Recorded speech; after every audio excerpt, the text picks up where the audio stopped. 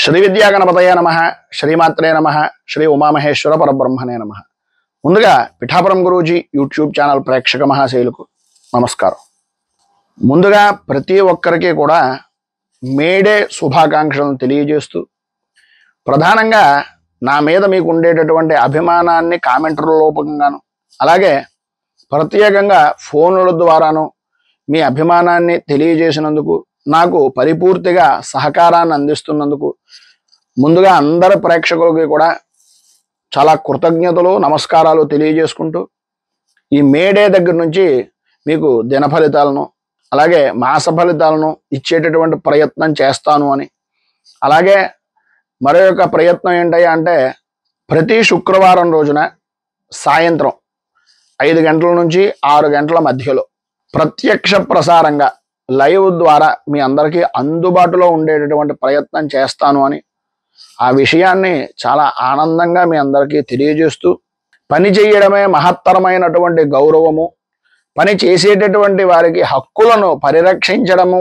అనేటటువంటి ధ్యేయంగా చేసుకున్నటువంటి అనేక విధానాల్లో ప్రధానంగా చెప్పుకోవాల్సి వస్తే, పని చేసేటటువంటి వారి హక్కులు పరిరక్షించడం అనేటటువంటి మానవతా ధర్మం ఆధారంగా ఏర్పడినటువంటి మేడేను పురస్కరించుకొని ప్రతి ఒక్కరికి ముందుగా మేడే శుభాకాంక్షలను తెలియజేస్తూ, ఈ నవగ్రహ అనుగ్రహం పరిపూర్తిగా మీ అందరికీ ఉండాలి అని మనస్ఫూర్తిగా కోరుకుంటూ మే నెల మాస ఫలితాలను ప్రారంభిస్తున్నాను.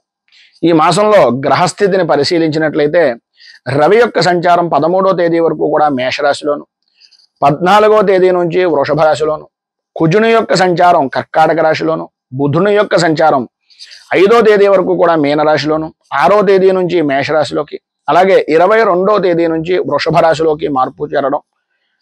ఇంకా గురువు యొక్క సంచారం చూసుకున్నట్లయితే 8వ తేదీ వరకు కూడా వృషభ రాశిలోను, 9వ తేదీ నుంచి మిథున రాశిలోకి గురుడు యొక్క సంచారం మారడం, శుక్రుడు మీనరాశిలోనే స్థిరంగా ఉండడం, శని యొక్క సంచారం మీనరాశిలోనే ఉండడం, అలాగే రాహువు యొక్క సంచారం 15వ తేదీ వరకు కూడా మీనరాశిలోను, 16వ తేదీ నుంచి కుంభరాశిలోకి మారడం, కేతువు యొక్క సంచారం 15వ తేదీ వరకు కన్యారాశి యందు, ఇక 16వ తేదీ నుంచి సింహరాశిలోకి ప్రవేశించడం అనేటటువంటివి జరుగుతున్నాయి.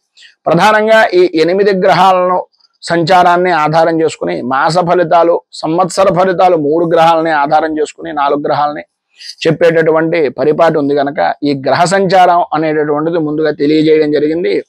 ఈ నెల గ్రహస్థితి ఆధారంగా మే నెల మిథున రాశి, ఈ నెల గ్రహస్థితి ఆధారంగా మే నెలలో మిథున రాశి వారికి సాధ్యమైనంత వరకు జాతక చక్రంలో ఉండేటటువంటి గోచార ఫలితాలను ఆధారం చేసుకుని ఈ యొక్క మిథున రాశి వారి యొక్క మే నెల ఫలితాలు ఎలా ఉన్నాయో తెలుసుకునే ప్రయత్నం చేద్దాం. ఈ యొక్క మిథున రాశిలోకి మృగశిర నక్షత్రం 3-4 పాదాల వారు, ఆర్ద్ర నక్షత్రం 1-2-3-4 పాదాల వారు, పునర్వసు నక్షత్రం 1-2-3 పాదాల వారు మిథున రాశిలోకి వస్తారు.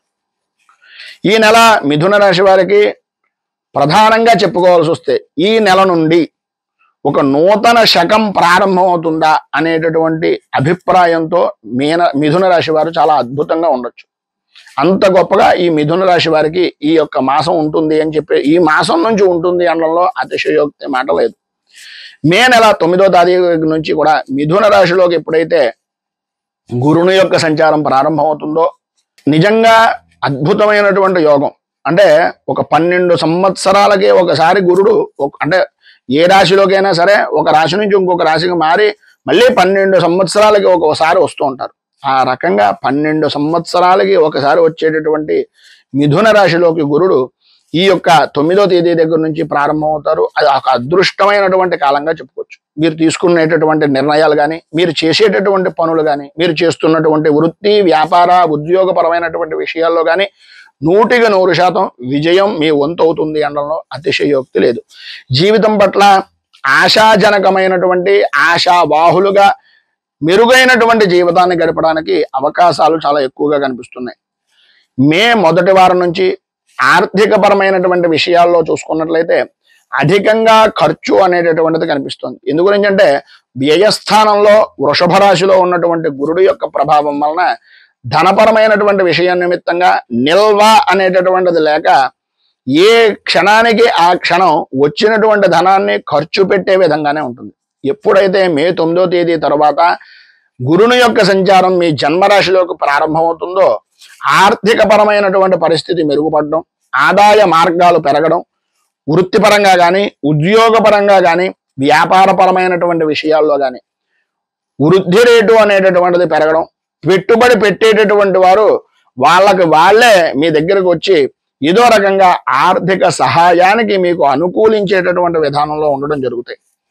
ఉద్యోగపరమైనటువంటి విషయం నిమిత్తంగా మే 13వ తేదీ వరకు కూడా మేషరాశిలో రవి యొక్క సంచారం వలన ఉద్యోగపరంగా ప్రాధాన్యత, గుర్తింపు అనేటటువంటిది లభిస్తాయి. బుధుడు మే 22వ తేదీ తర్వాత వృషభ రాశిలోకి రావడం వలన మానసికంగా ఒక స్పష్టత లేని జీవనాన్ని ఉండేటటువంటి అవకాశాలు.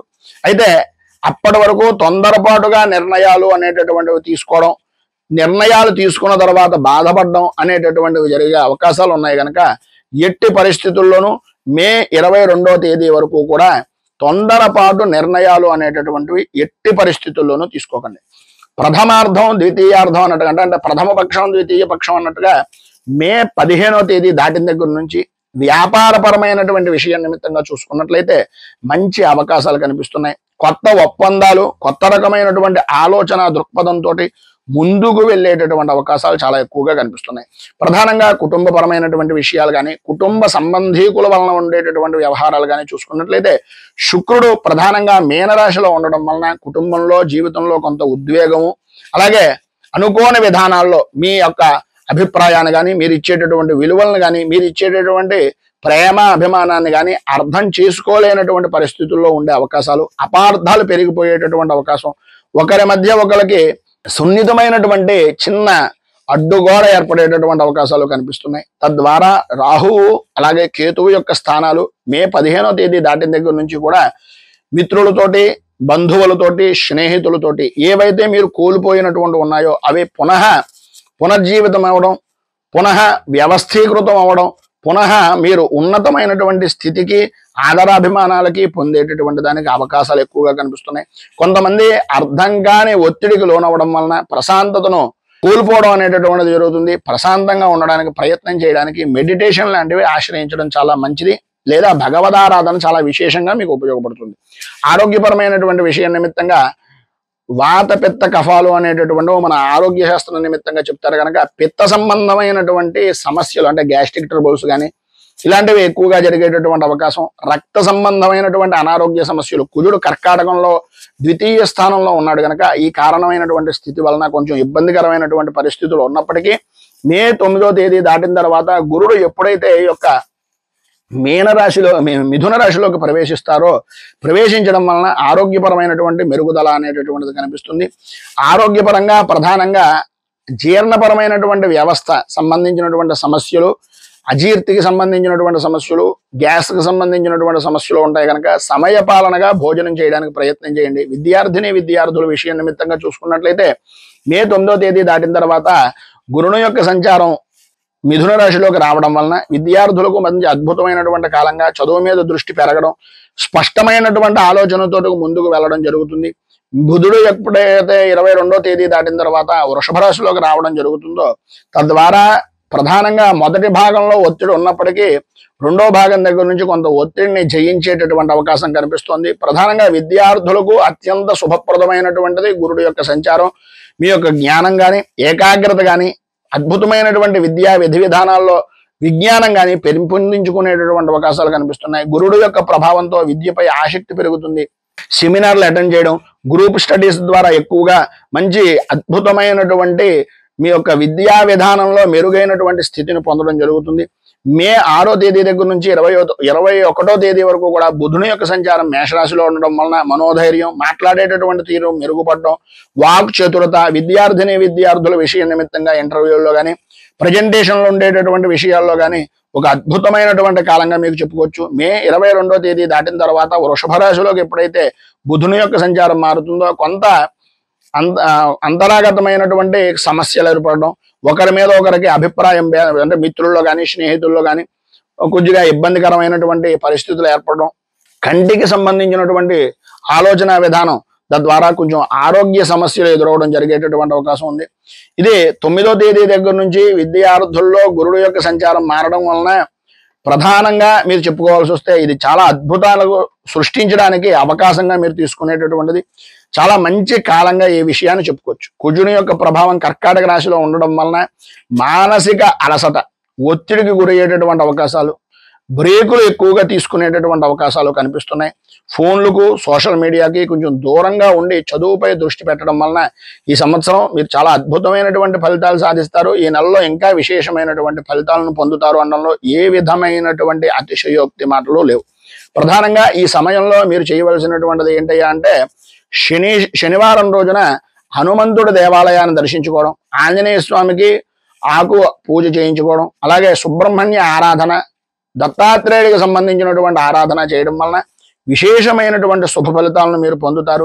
ప్రధానంగా గణపతి హోమం కనుక చేసుకున్నట్లయితే మంచి ఫలితాలు ఈ మాసంలో మీరు పొందుతారు అని తెలియజేస్తూ, మీ జన్మ చార్ట్లో, మీ జన్మ జాతకంలో ఉన్నటువంటి ఇతర గ్రహస్థితుల ప్రకారంగా ఈ ఫలితాలు అనేటటువంటివి స్పష్టంగా చెప్పడం జరుగుతోంది. గోచార నిమిత్తంగాను వ్యక్తిగతంగా మీ జాతకాలు తెలుసుకోవాలి అంటే ఖచ్చితమైనటువంటి ఫలితాలను తెలుసుకోవడానికి కింద స్క్రోల్ అవుతున్నటువంటి ఫోన్ నెంబర్కి ఫోన్ చేసి అపాయింట్మెంట్ తీసుకోగలరు అని తెలియజేస్తూ, ఈ వీడియోపై మీ అమూల్యమైనటువంటి స్పందనను కింద కామెంట్ రూపంలో తెలియజేయండి. ఈ వీడియో కనుక మీకు నచ్చినట్లయితే లైక్ చేయండి. 10 మందికి ఉపయోగపడుతుంది అనే అభిప్రాయం కనుక కలిగినట్లయితే సోషల్ మీడియా ద్వారా షేర్ చేయడానికి ప్రయత్నం చేయండి.